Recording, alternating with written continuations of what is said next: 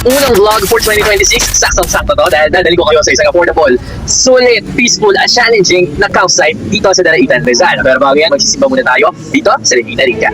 Ang Regina Rica Church ay isa sa dinadayo at pinupuntahang simbahan dito sa Tanay, Rizal. 2 to 3 hours away from Manila ay makakarating ka na dito. Paakyat ng simbahan mula parking ay nagulat nga ako at meron na pala silang sariling restaurant at may cafe pa sa ilalim ng simbahang ito. Dati talagang naghahanap pa kami ng makakainan after magsimba dito. Ngayon, hindi na lalayo at meron na palang kainan sa baba lamang ng simbahan. Ito ang mga menu na pwede ninyong pagpilian if ever nagbabudget kayo ng pagpunta dito. At least pag simba nyo, kakain kayo at diretso uwi na rin kayo after dito sa Regina Rica.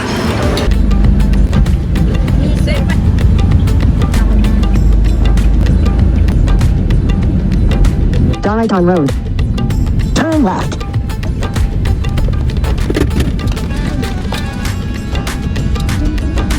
20 pesos per head ang environmental fee pagpasok ng Daraitan at after paying, dito na maghahati ang kalsada. Sa bandang kanan na yung usual na mga camping site kung saan sasakay sa balsa ang inyong mga motor, ng tricycle at iiwanin nyo dito ang inyong mga kotse. Pero this time, para sa vlog na to, dito tayo sa bandang kaliwa at dito natin gagawin ang ating small with me kung saan ay tatahakin natin ang daan na ito papunta nga sa bagong camping site na i-share ko sa vlog na ito. Let's go! At ito na nga ang exciting part ng ating biyahe papasok ng kampong ito. Hindi tayo na-advise, hindi tayo nasabihan honestly ng ating pinagbukan na ito na talaga namang challenging pala ang kalsada papasok ng lugar na ito. Bilang first time pa lang sa left side ng Daraitan na ito, ay talaga namang nagulat kami at nagpause talagang aking mga kilikili. Lumabas ang mga pawis na hindi dapat lumabas. Dahil unang-una, hindi ko expect na may super rough road palang dadaanan.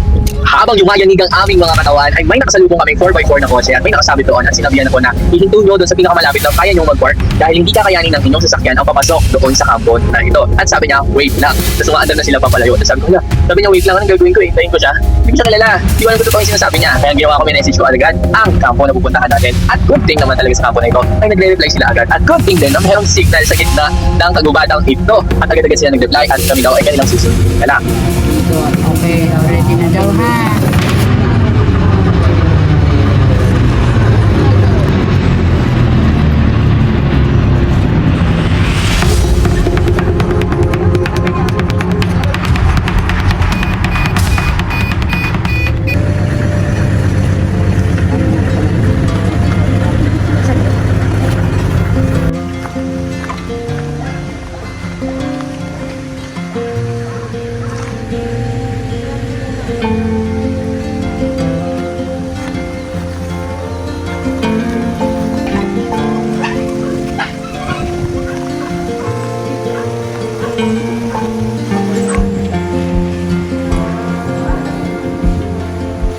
At pagdating nga natin dito sa Camp Hiraya, dahan-dahan ang kumalma ang kaba sa aking puso.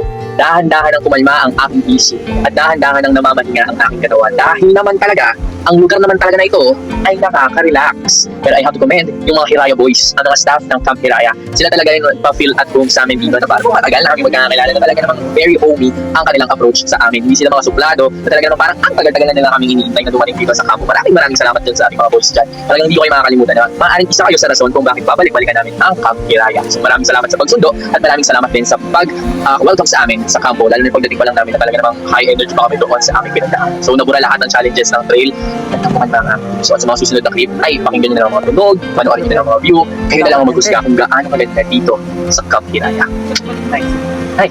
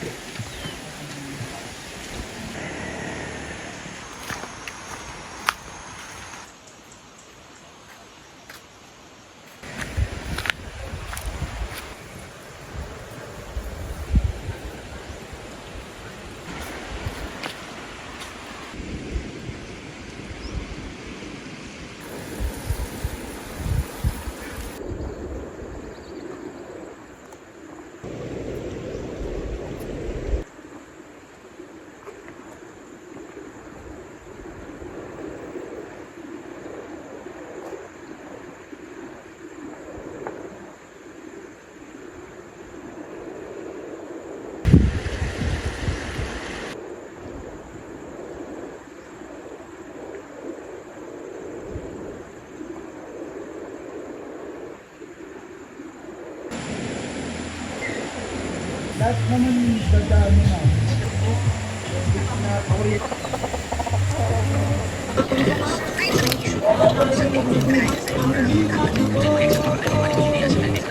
daw siya. Sabi ko, di ba? Mamaya pa daw yun. Ano specialty mo binibake?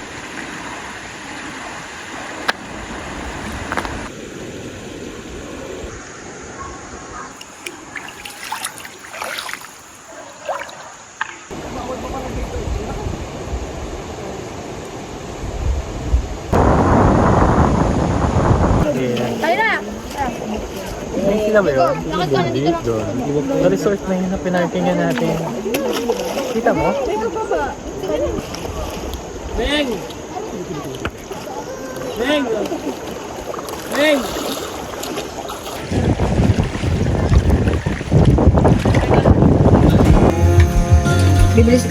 Bumili sana tayo.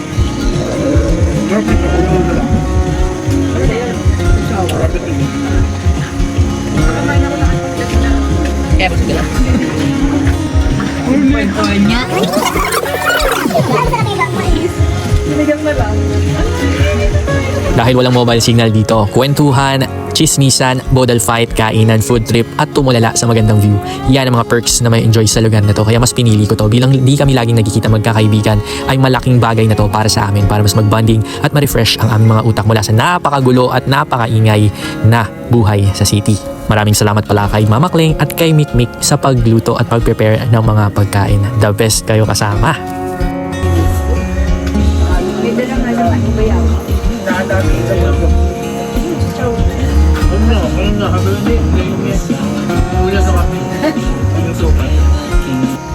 Alright, nakakain na tayo. So, balik tayo ng ilog. Tara, swimming ulit tayo kasi sayang naman. Nakaka-relax dito eh. So, nagdala tayong ilaw.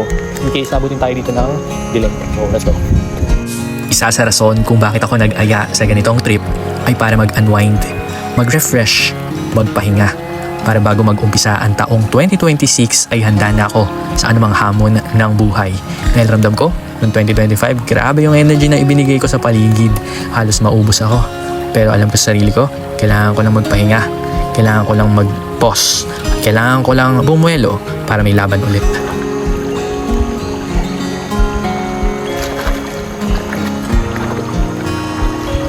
Dahil late lunch na ang aming kinain, ay nakatulog kami pagkatapos namin maligo doon sa river. At bigla na lang kaming nagising dahil nagpabook pala kami o nagpagawa nga pala kami sa Camp Hiraya Boys ng fire ang tawag doon. Basta yung apoy-apoy. Tawag doon. Basta yung apoy-apoy sa gitna ng camp namin. So ayun, nagising kami, tapos ginising ko sila na, ay mag-aapoy pa tayo, magbabanding pa tayo, hindi tayo matutulog dito lang. So dahan-dahan kaming umakyat at pumwesto na doon. At maraming salamat Camp Hiraya sa ating mga aerial shots. Maraming salamat po.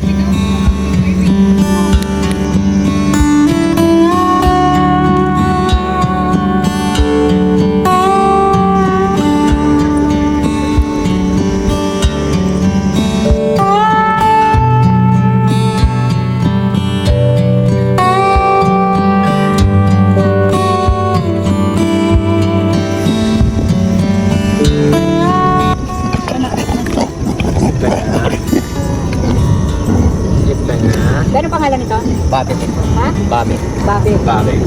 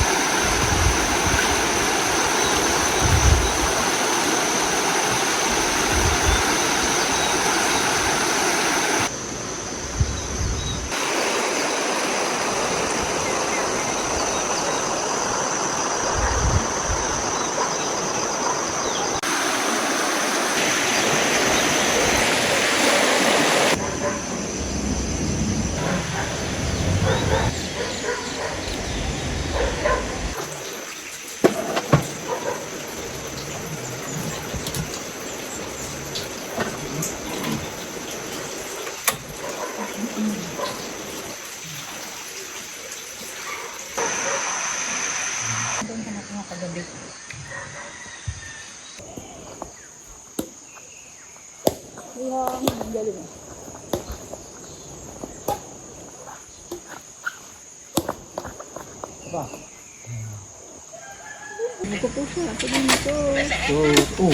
tricks.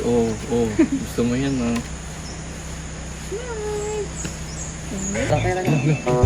Kapit ka na. Dali. Dali na, mabait yan. Dali mo, kaya yan. Tika dyan, pag di ka na nakabot. Diba? Hawa ka din potente. Ito ganito. Bakit siya lang? Ay, kagat ka! Kinagat sa kasi naunod siya. Kaya tayo na nyo! Utog ako! Honestly, kulang ang isang araw dito sa Camp Kiraya kasi talagang nakaka-relax ang lugar na ito. Plus yung mga tao sa paligid mo nakaka-relax. At isang bonus pa kasi ay kami lang yung laman mismo ng buong camp. Napaswertehan tayo na bigyan tayo ng pagkakataon na enjoy ang buong camp. Kasi once you book yung area mo, yun na talaga yun. Kayo ang gagamit noon. Pero kaswertehan natin at buong camp ay free na free at payaban natin magagamit. At nabigyan kami ng oras para tumulala, mapahinga at kumalma ang aming mga utak kahit ilang oras lamang. Pero kung may pagkakataon ay hindi lang isang gabi ang ibubuko dito. Talaga namang bigyan natin ng 3 to 1 week para mas maramdaman natin yung Kiraya effect kung tawagin. Wow, talagang Kiraya effect. So, see you again sa mga susunod nating Come With Me. Oh, mas matulang naisip ko. So, maraming salamat again, Camp Kiraya, kay Madam, kay Bossing, at sa mga Camp Kiraya boys. Maraming salamat po sa inyo. Naging maganda ang aming stay. Bilang negosyante, may malupit at inspiring story sa likod ng Camp Hiraya, Daraitan, Rizal. Alam niyo ba na ang couple na may-ari nito ay mga solid na mga campers at naikot na daw nila ang kabuuan dito sa Tanay, Rizal. Kaya naisip nila na mag-invest dito at ilang taon din nilang hinanap ang lupang ito. At nung binigay na ng Diyos, ay nabili nila ito. On the spot, nakuha din nila ito ng hindi ayos. Kaya naman pinaayos pa nila at pinaganda pa nila ito. Grabing investment kumbaga. Pero kitang-kita naman natin kung gaano ang epekto at kung gaano kasulit ang ibinabayad dito. Back to basic lifestyle, peaceful environment, kalmado, sa sulit at murang halaga, yan ang Camp Hiraya. Ang next kong pagkakaba ay yung pabalik dahil ramdam ko nga nakakabahan na naman ako sa mga lubak-lubak at mga trail pabalik ng lupain ng Tanay. Pero, iba ang naging experience ko pabalik. Despite ng mga pag-aambon-ambon, naging maganda ang experience natin at hindi tayo nahirapan. Tama nga sila Madam o yung mga may-ari ng Camp Hiraya, ng mga Camp Hiraya boys, na hindi na tayo mahihirapan pabalik ng patag na lupain ng Tanay Rizal dahil talaga namang naging swabe ang ating pagbalik dito. So maraming salamat ulit, Camp Hiraya.